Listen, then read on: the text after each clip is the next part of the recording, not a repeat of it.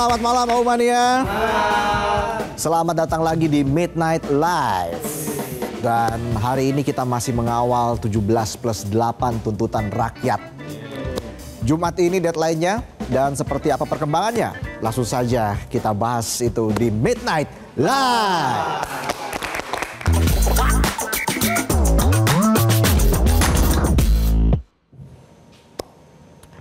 Sepekan terakhir, jalanan dipenuhi gelombang aksi. Bukan hanya mahasiswa yang bersuara, tapi juga rakyat yang merasa janji keadilan semakin jauh dari kenyataan. Di jalan-jalan, tuntutan bergema. Wakil rakyat tidak boleh terus berpaling dari suara yang mereka wakili. Dan suara lantang itu akhirnya sampai ke Senayan. DPR pun membuka pintu. Untuk pertama kalinya sejak aksi besar merebak, DPR menemui mahasiswa secara langsung. Rabu 3 September kemarin, Wakil Ketua DPR Sufmi Dasko Ahmad, Saan Mustopa, serta Cucun Ahmad Syamsurizal menerima perwakilan mahasiswa di ruang Abdul Muiz atau yang biasa disebut Gedung Kura-Kura. Dalam pertemuan itu, 16 organisasi mahasiswa dan kelompok kepemudaan datang bukan hanya untuk berdiskusi dan menyampaikan aspirasi, melainkan untuk menuntut pertanggungjawaban wakil rakyat di tengah gelombang aksi protes yang meluas, sekaligus menagih akuntabilitas para wakil di Senayan. Secara bergantian masing-masing perwakilan mahasiswa menyampaikan beragam tuntutan, termasuk mengingatkan bahwa saat ini ada 17+8 tuntutan rakyat yang juga sudah disuarakan. Sejak awal pertemuan mereka menegaskan demokrasi di Indonesia tengah berada di persimpangan berbahaya akibat kecenderungan represif aparat dan lemahnya posisi sipil. Mereka pun mendesak DPR untuk lebih mendengarkan rakyat. Dalam tuntutannya mereka meminta jaminan tegaknya demokrasi dan supremasi sipil. Menegaskan TNI harus kembali ke barak dan tidak boleh lagi diberdayakan dalam penanganan sipil. Mereka juga menyoroti praktek represif aparat dalam aksi demonstrasi dan menuntut pembentukan tim investigasi independen untuk mengusut tuntas siapa yang bertanggung jawab atas kerusuhan dan hilangnya 10 jiwa. Tuntutan ini bukan sekedar permintaan teknis, tetapi klaim moral agar DPR tidak menutup mata terhadap pelanggaran HAM di depan publik. Tidak hanya itu, kepada pimpinan DPR mereka meminta tim investigasi turut mengusut dugaan adanya upaya makar yang sempat dilontarkan langsung oleh Presiden Prabowo Subianto. Perlu ada bukti nyata terkait dugaan aksi makar agar semuanya terang benderang.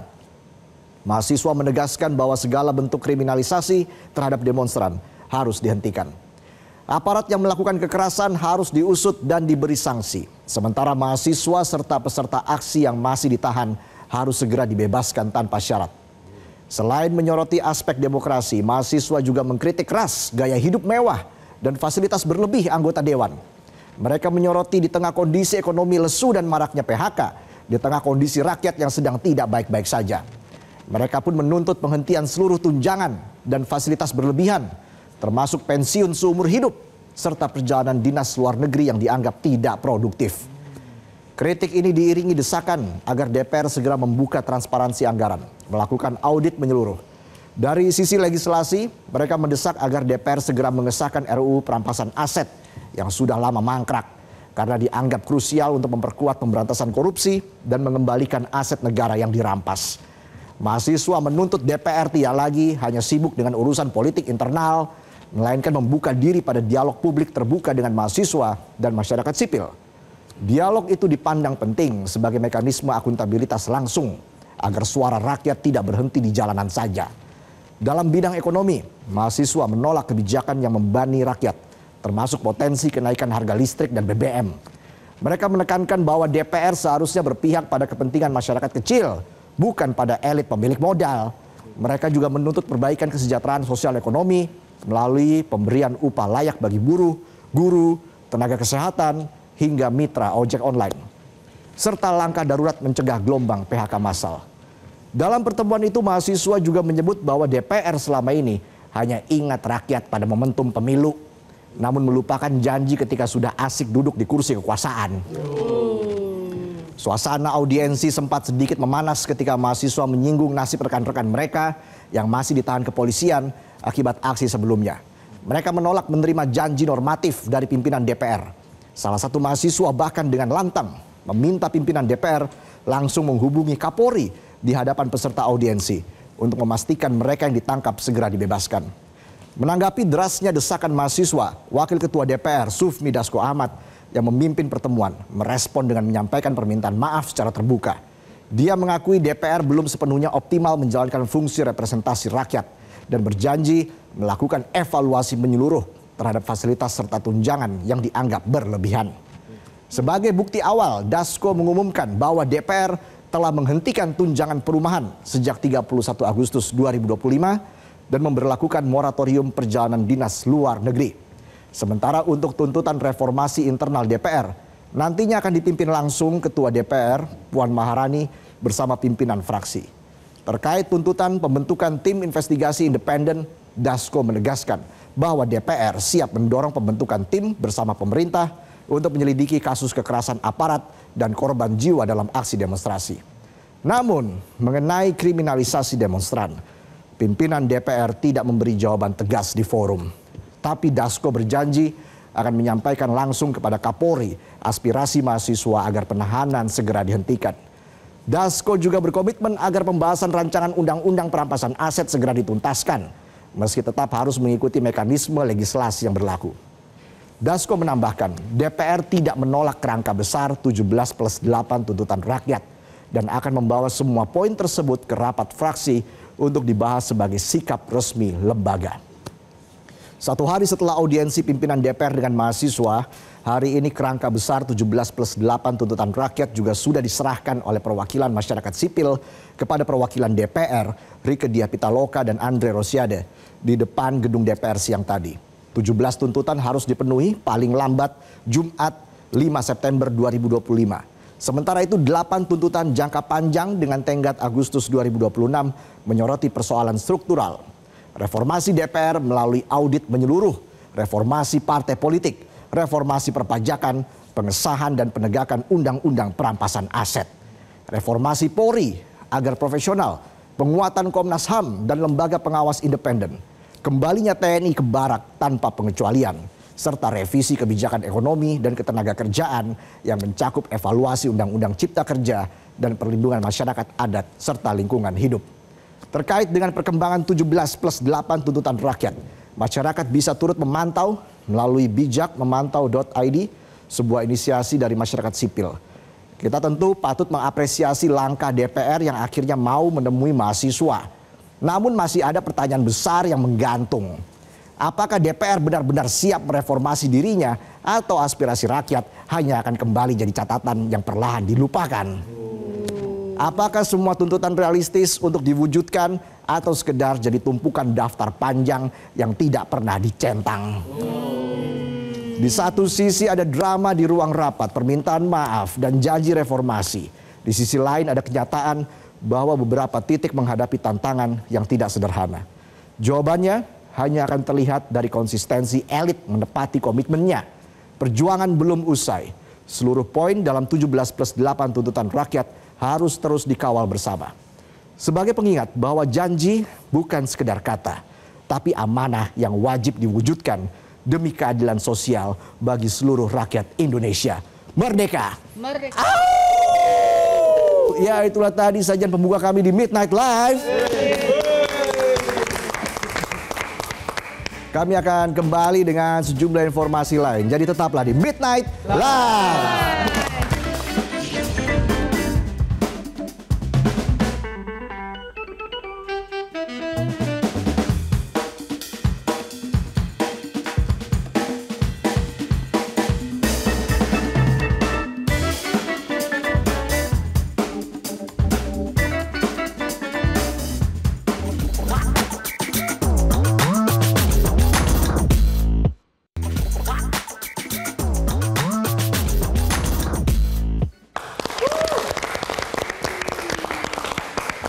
Kembali lagi di Midnight Live. Oh, mana suaranya? Kita ke informasi selanjutnya. Pengesahan rancangan Undang-Undang Perampasan Aset menjadi salah satu tuntutan mahasiswa saat berdialog dengan pimpinan DPR pada Rabu kemarin. Saat itu Dewan menjelaskan pembahasan RUU ini belum bisa dilakukan karena terkendala belum rampungnya revisi RUU KUHP.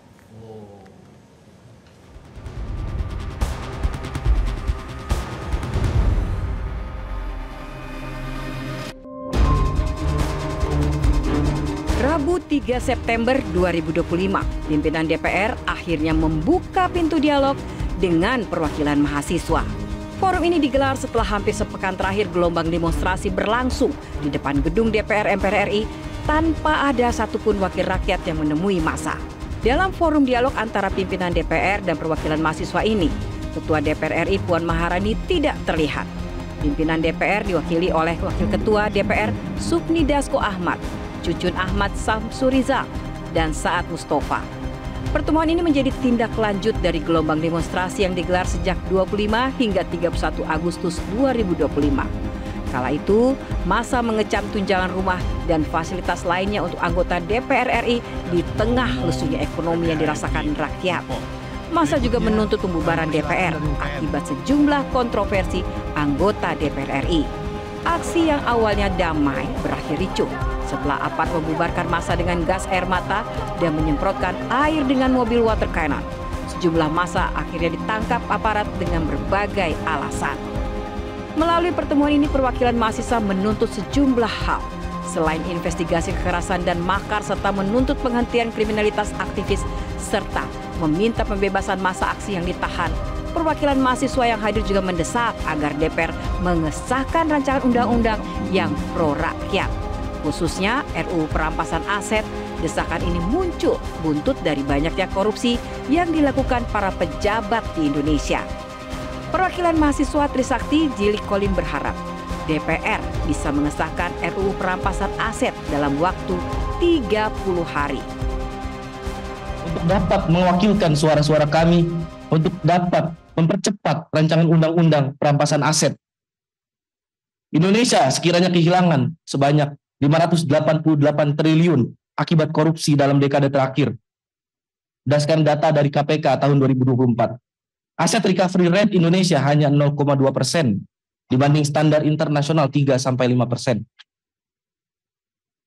Kalkulasi impact, dana hasil perampasan dapat membiayai pembangunan 2.940 km jalan tol atau 588.000 unit rumah subsidi. Menanggapi tuntutan tersebut, Wakil Ketua DPR Sufmi Dasko Ahmad memastikan parlemen berkomitmen mendengar aspirasi rakyat. Terkait pengesahan RUU perampasan aset, Dasko menjelaskan RUU tersebut baru bisa dibahas jika DPR sudah merampungkan revisi RUU KUHP. Pimpinan Dewan sendiri telah memberikan arahan agar proses pembahasan RUU KUHP di Komisi 3 DPR segera dituntaskan. Bahwa undang-undang perampasan aset itu terkait dengan beberapa undang-undang yang saling terkait dan supaya tidak tumpang tindih. Terakhir kami sudah sampaikan bahwa tinggal menunggu KUHP selesai, kita akan bahas undang-undang perampasan aset karena itu saling terkait. Menteri Hukum Supratman Andi Atgas meyakini RUU perampasan aset bakal lebih cepat disahkan jika menjadi RUU usulan DPR. Supratman juga mengklaim Presiden Prabowo Subianto telah berkali-kali menyatakan keberpihakannya terhadap RUU perampasan aset. Minta sekali lagi dari awal, Bapak Presiden sudah menegaskan bahwa RUU perampasan aset itu akan menjadi prioritas. Saat ini karena kondisinya di DPR masih, ya teman-teman tahu, kita lagi berusaha untuk pengesahan prolegnas yang akan datang untuk tahun 2026. Yakin dan percaya Bapak Presiden sudah mengeluarkan statement itu berkali-kali. Terakhir di hadapan para teman-teman buruh ya. Dan yang kedua, DPR juga sudah menyatakan kesiapannya untuk membahas. Jadi ini tinggal soal waktu. RUU perampasan aset telah menempuh jalan panjang untuk bisa disahkan sejak diusulkan pada 2008 silam hingga melewati 3 periode presiden. RUU perampasan ini belum juga disepakati dan ditekan untuk menjadi undang-undang. Peneliti Universitas Gadjah Mada Zainur Rohman menilai mandeknya pembahasan RUU perampasan aset terjadi karena adanya ketakutan dari oknum elit politik, birokrat, dan penegak hukum. Kalau menurut saya sih realnya adalah ketakutan elit-elit politik ya. Ini jangan sampai jadi bumerang buat mereka. Karena kan elit-elit politik kita banyak yang hartanya itu mungkin susah untuk dijelaskan dari mana Anda dapat harta sekian banyak kalau dibandingkan dengan penghasilan mereka. Saya pikir bahkan tidak hanya elit politik, mungkin juga para penegak hukum ya. Penegak hukum gajinya kan kelihatan ya, tetapi kekayaannya luar biasa. Gaya hidupnya suami atau anak atau istri gitu ya, itu luar biasa. Kalau diperbandingkan nggak match, nggak cocok. Dari mana itu semua? Ya biasanya dari sumber-sumber tidak sah. Nah, ketakutan elit, baik itu elit politik, elit birokrat, elit penegak hukum ya, itu kemudian tidak menimbulkan keinginan bagi mereka untuk segera mensahkan. Namun, Zainur Rohman menyatakan terdapat langkah ampuh agar RUU perampasan aset bisa segera dibahas dan disahkan. Cara kilatnya yakni Presiden Prabowo Subianto harus menerbitkan peraturan pemerintah pengganti undang-undang atau Perpu untuk merealisasikan aturan mengenai perampasan aset. Ya, rakyat itu menunggu sudah sekian lama ya, dari tahun 2008 sampai sekarang belum juga kunjung dibahas. Apakah benar nanti kalau sudah selesai KUHP kemudian ini akan dibahas, juga tidak ada jaminan. Sebenarnya kalau Presiden mau menunjukkan komitmen kuat, Mbak Eva, salah satu cara untuk bisa menggolkan ini dengan kilat adalah dengan mengeluarkan Perpu. Tapi oke lah, anggap saja memang DPR saat ini bisa dipercaya begitu ya, bahwa mereka akan membahas nanti setelah KUHP itu disahkan, diganti gitu ya. Kita akan melihat RUU seperti apa yang akan dibawa oleh DPR. Apakah RUU perampasan aset yang bergigi, bertaring, atau yang ompong, sekadar untuk memenuhi tuntutan aspirasi rakyat yang akhir-akhir ini menguat sangat kencang, sehingga kemudian DPR mengeluarkan statement bahwa mereka siap membahas setelah RUU KUHP disahkan menjadi undang-undang. Meski demikian, dengan janji komitmen dari Presiden Prabowo Subianto dan DPR RI untuk segera membahas RUU perampasan aset, rakyat seolah mendapat harapan baru bahwa RUU yang telah mandek selama 17 tahun itu bisa disahkan secepatnya. Melalui pengesahan RUU perampasan aset, eksekutif dan legislatif bisa membuktikan komitmen keberpihakannya dalam pemberantasan korupsi. Dengan catatan, isi dari RUU perampasan aset sendiri haruslah bertaring dan tidak memberikan sekedar cek kosong untuk menyita aset para koruptor.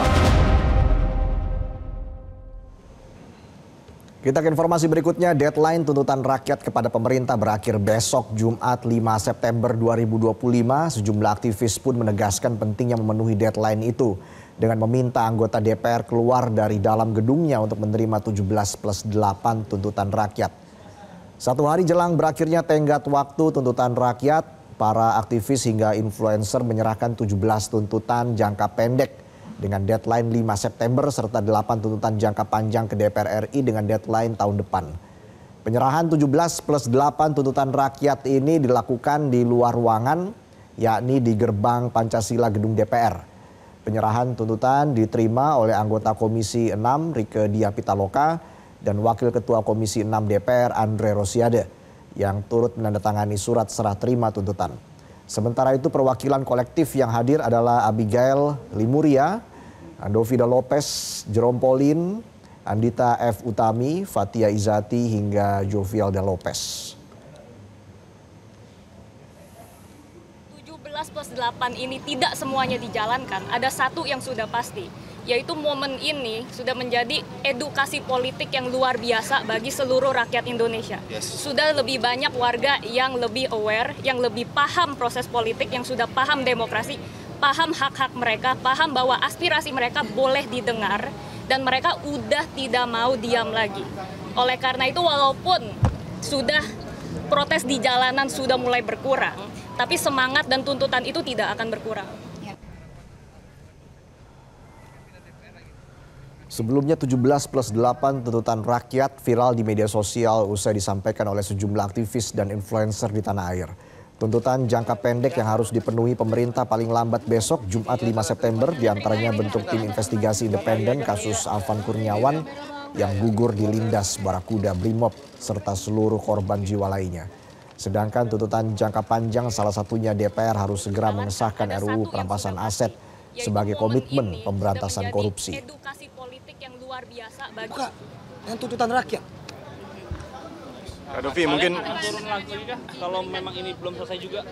dilakukan melalui sosial media atau Menanggapi 17+8 tuntutan rakyat, Penasihat Khusus Presiden Bidang Politik dan Keamanan Wiranto memastikan tuntutan yang disampaikan masyarakat telah didengar oleh Presiden Prabowo Subianto. Meski begitu, menurut Wiranto, apa yang menjadi tuntutan dari masyarakat tidak bisa secara langsung dipenuhi seluruhnya.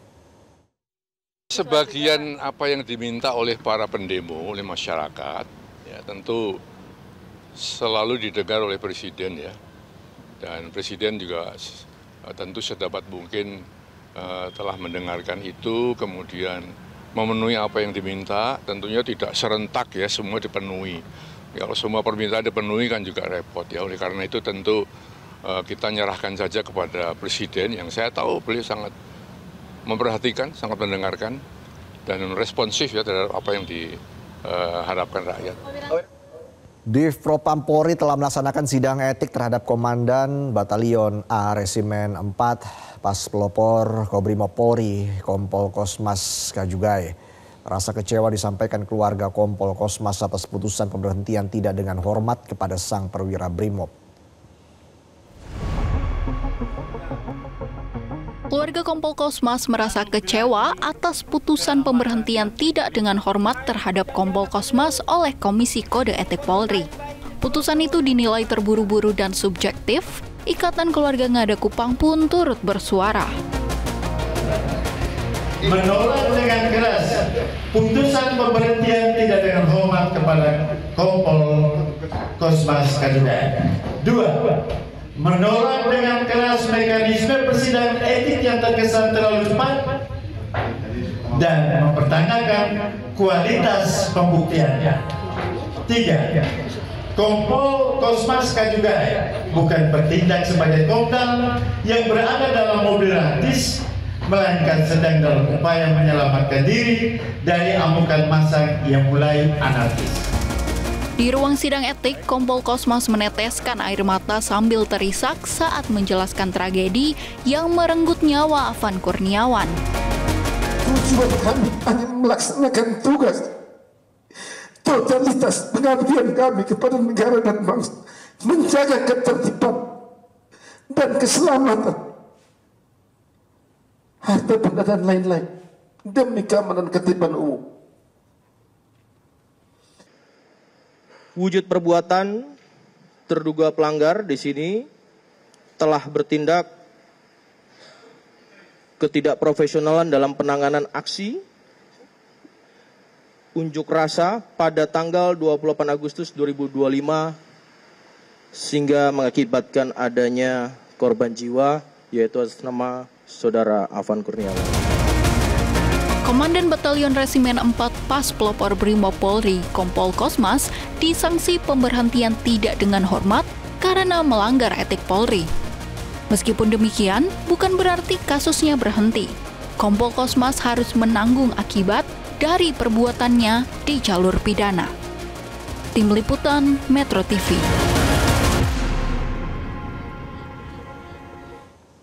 Aparat kepolisian menangkap sejumlah pelaku penjarahan rumah Menteri Keuangan Sri Mulyani dan politisi Nafa Urbach di kawasan Bintaro. Semua pelaku kini berstatus tersangka dan sudah ditahan. Penangkapan ini dilakukan oleh aparat gabungan Polres Tangerang Selatan dan Direktorat Reserse Kriminal Umum Polda Metro Jaya. Kapolres Tangerang Selatan AKBP Victor Ingkiriwang mengatakan pihaknya telah menahan sejumlah orang yang ditetapkan tersangka. Namun Victor belum mau memberikan keterangan berapa jumlah pelaku yang sudah ditangkap aparat. Victor menambahkan Polres Tangerang Selatan dan Ditreskrimum Polda Metro Jaya telah menaikkan kasus penjarahan rumah Sri Mulyani ke tahap penyidikan. Saat ini mereka sedang melakukan pendalaman dan hasilnya nanti akan disampaikan ke publik. Kami sementara bekerja, ya. Kejadian yang di Pondok Aren itu kami sementara bekerja maksimal. Mau membawa juga dengan asistensi dari Ditreskrimum Polda Metro Jaya. Bapak Kapolda sangat mengatensi juga kasus ini, sehingga kami mohon waktu. Yang pasti sudah ada beberapa tersangka yang sudah kami amankan yang terlibat langsung, yang terbukti terlibat dalam kasus tindak pidana tersebut. Ya. Baik, kami akan kembali setelah headline news. Jadi tetaplah di Midnight Live.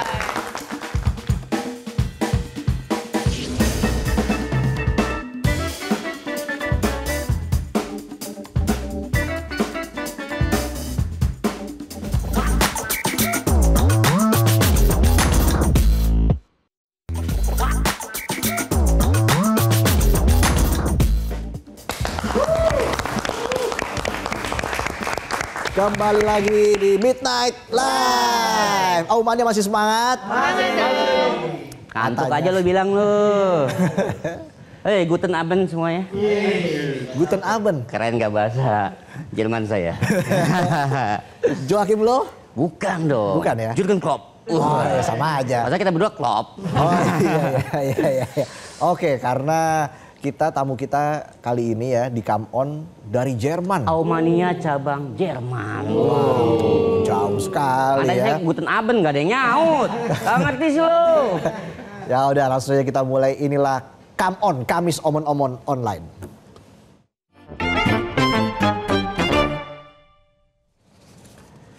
Nah, siapa tamu kita di Come On kali ini, Tom? Ini Aumania cabang Jerman. Namanya bagus banget. Jennifer Troy Allegra. Halo Jennifer, Jen. Halo, Guten Abend. Wih, Guten Abend. Bener kan? Bener, Guten Abend. Kalau saya tadi googling dulu tadi. Iya. Kalau bahasa Jermannya bisa aja saya apa, Jen? Kalau literal sih kann ich gitu, kann ich das? Hakidah. Bisa aja saya gitu. Oke, Jen, kesibukannya apa aja nih sehari-hari di Jerman? Kalau aku sehari-hari di sini student Kak, kebetulan. Jadi ya kegiatannya ke kampus, terus ya ngelakuin hobi-hobi yang lain. Terus kalau dulu sih sempat ikut organisasi PPI, tapi karena sekarang udah enggak, jadi fokusnya belajar aja. Oke, keren banget. Jurusan apa nih kuliahnya nih? Aku ambil jurusan ilmu bisnis, Kak. Wow. Pulang-pulang jadi businessman ya? Businesswoman dong. Businesswoman. Amin. Memang cita-citanya nanti jadi pengusaha, sudah lama memimpikan untuk menjadi seorang pengusaha, Jen? Pengen sih Kak, pengen buka bisnis sendiri, terus pengen bisa buka lapangan pekerjaan sih. Ya semoga tercapai, terus bisa, ya intinya aku cuma pengen bermanfaat sih Kak, buat banyak orang. Oke, pengen buka lapangan pekerjaan di Jerman apa di Indonesia nih kira-kira? Nah, dengan ilmu yang dapat di sini, mungkin nanti bisa buka di Indonesia. Oke, jadi nanti setelah lulus nggak menetap di Jerman ya, tapi balik ke Indonesia. Sudah yakin ya, Jen? Iya. Ya biar belajar banyak dulu di sini, ambil pengalamannya, wawasannya, kerja dulu di sini sambil lihat situasi, baru deh. Nah itu dia Tong. Emang situasinya kenapa? Kok lihat-lihat situasi? Nah coba tanya ke Aresa deh, gimana sih? Iya. Kalau gitu saya tanya penonton. Jen, kamu ternyata hobinya masak nih Jen ya. Suka masak sejak kapan Jen? Suka masak sebenarnya dulu pas SMA di Jakarta jadi suka masak kan. Tapi pas aku pindah ke Jerman harus masaknya bener-bener harus handal gitu. Karena kalau di sini makan di restoran tuh mahal. Jadi mau nggak mau ya harus masak sendiri, harus bisa masak. Terus juga karena kangen sama masakan di Indonesia, kangen masakan mama gitu. Jadi harus bisa mengobati rasa kangen dengan masak makanan Indonesia. Oke, apakah ke depan nanti kamu akan membuka usaha restoran? Kuliner? Nah, bisa juga tuh ya kuliner Indonesia, tapi ada European fusion-nya. Ide yang bagus juga. Kamu suka masakan barat apa masakan Indonesia? Nusantara. Iya, Nusantara.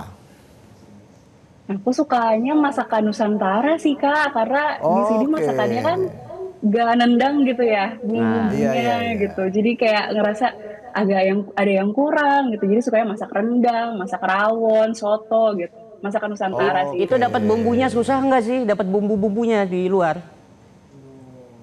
Nggak terlalu sih Kak, karena di sini kan ada toko Indonesia juga. Terus juga banyak toko Asia kan. Jadi tinggal nyari resep-resep aja di sosmed, udah banyak banget sekarang.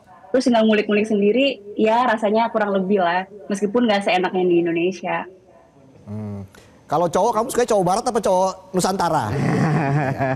Aduh, gimana ya? Gak tahu deh Kak, aku masih terbuka dengan segala peluang. Kalau aku kan memang barat ya, Jawa Barat maksudnya. Sunda saya. Sunda. Jawa Barat ya. Jawa Barat. Iya. Nah, Jen, di Jerman ada berita korupsi nggak Jen? Sejauh ini sih, sepertinya harusnya ada ya. Cuman mungkin memang tidak terlalu banyak kasusnya yang aku dengar gitu. Karena setahu aku juga di sini gaji antara warga biasa sama gaji pejabat tuh juga ya bisa dibilang nggak terlalu jauh gitu jaraknya. Oke. Nah, ketika kamu pindah dari Indonesia ke Jerman untuk menimba ilmu, perbedaan apa yang kamu rasakan? Yang paling signifikan? Yang paling signifikan sih lingkungannya sih Kak. Di sini kebetulan aku tinggalnya di Berlin dan di sini juga internasional banget kotanya. Jadi selain itu juga lingkungan belajarnya aku ngerasa aman, aku ngerasa nyaman banget gitu. Jadi kami di sini bisa belajar dengan fokus, dengan tentram tanpa ada rasa takut gitu. Terus juga di sini yang aku suka tuh banyak taman terbuka, banyak ruang terbuka, banyak perpustakaan. Dan transportasi sih Kak, aku ngerasa di sini aku bisa keliling negara Eropa dengan akses yang mudah dan juga harga transportasi yang terjangkau gitu. Yang mungkin aku belum pernah dapatkan di rumah gitu di Indonesia. Ada harga khusus pelajar ya di sana ya? Iya, jadi kalau harga khusus pelajar itu biasanya cuma dalam jangka waktu tertentu gitu. Tapi kalau untuk harga khusus pelajar yang pasti itu kalau kita mau masuk museum, mau masuk ke dalam kayak zoo, itu selalu ada harga khusus mahasiswa. Jadi menguntungkan banget sih untuk aku dan teman-teman lainnya. Oke, jadi kamu sekarang sudah mengenal betul ya kota Berlin seperti apa. Nanti kita kalau jalan-jalan ke Berlin ada Jen. Iya. Jen, saya akhir bulan ke Paris. Siapa tahu saya bisa ke Jerman. Emang dekat ya? Kan dekat, tinggal naik kereta ya. Iya, Paris sama Berlin ya. Ongkosnya berapa tuh kira-kira? Saya biasa siapin. Jen, selama di Jerman sudah muter-muter kemana aja, ke negara mana aja ketika kamu sudah menetap di Berlin? Aku udah pernah ke Milan, ke Italia, terus udah pernah ke Luxembourg juga.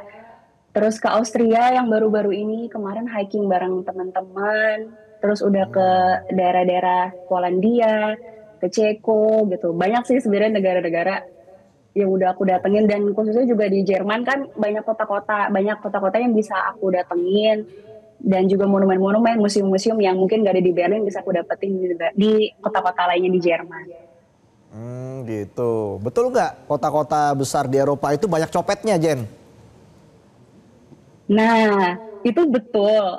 Itu aku sering banget dengar ya fakta itu gitu. Tapi setiap aku liburan sama teman-teman, kami selalu memastikan untuk saling jaga gitu. Jadi saling ngeliatin ada bahaya nggak dan selalu meluk tas erat-erat sih, Kak. Oke ya, tetap hati-hati Jen ya di sana dan juga jaga kesehatan. Pastinya kita kan juga bangga gitu ya melihat ada orang Indonesia menimba ilmu di Jerman, jauh-jauh ke Jerman, nanti akan kembali lagi ke Indonesia katanya untuk membangun Indonesia. Jen, mungkin apa mimpi besar kamu ke depan? Mimpi besar aku pengen jadi, sederhana sih, aku pengen jadi orang yang bermanfaat. Yang kayak tadi aku bilang, aku selalu pengen apa yang udah aku terima, berkat yang udah aku terima, aku bisa bagi ke banyak orang. Dan paling penting aku pengen menginspirasi anak muda, teman-teman aku di Indonesia untuk kejar mimpinya, terutama soal pendidikan. Jadi kejarlah mimpi teman-teman semua untuk bisa belajar, untuk bisa menuntut ilmu setinggi-tingginya. Jen, mahasiswa Indonesia di sana nonton Midnight Live nggak nih, ngomong-ngomong nih? Nonton, banyak banget teman-teman aku di sini nontonin Midnight Live. Wih, keren. Semoga kita bisa show di Jerman. Amin. Duitnya dari mana ya? Nanti dicari. Iya. Jen, terakhir apa harapannya untuk Indonesia? Harapannya untuk Indonesia dengan kondisi yang sekarang, semoga Ibu Pertiwi, negara kita semua cepat pulih, dan terutama concern aku di pendidikan sih Kak. Aku berdoa banget semoga negara Indonesia bisa memberikan kesempatan sebesar-besarnya untuk seluruh masyarakat bisa mendapatkan pendidikan yang berkualitas, yang setara gitu. Jadi seluruh anak muda Indonesia bisa belajar dengan kualitas pendidikan yang bagus, yang bertaraf internasional juga, dan semoga bisa diakses di seluruh provinsi di Indonesia, di seluruh daerah yang terpencil juga, dan yang paling penting semoga guru-guru Indonesia bisa hidup sejahtera. Amin. Mulia sekali, Jen. Pokoknya kita doakan Jen sehat-sehat selalu di Jerman. Semoga nanti kita juga punya kesempatan untuk bertemu Jen ya. Semoga kamu pulang-pulang udah jadi businesswoman, buka lapangan pekerjaan yang banyak, ya enggak? Kirain pulang-pulang buka restoran lo pengen numpang ke restoran. Ya. Boleh bawa keluarga ya. Boleh nanti. Oke Jen, terima kasih ya sudah bergabung di Come On, Kamis Omon-Omon Online. Sukses dan sehat selalu Jen. Salam buat keluarga. Terima kasih. Sehat-sehat selalu Kak, sukses selalu. Sama-sama Jen. Oke, kami akan kembali dengan sejumlah informasi lain ya Tong ya. Ada informasi dari dunia hiburan. Jadi tetaplah di Midnight Live.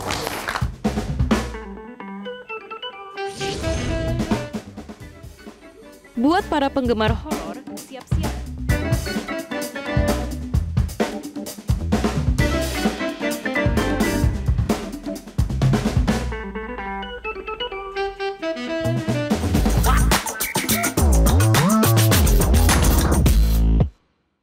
Jelajahi cara baru mendapatkan informasi. Download Metro TV Extend sekarang.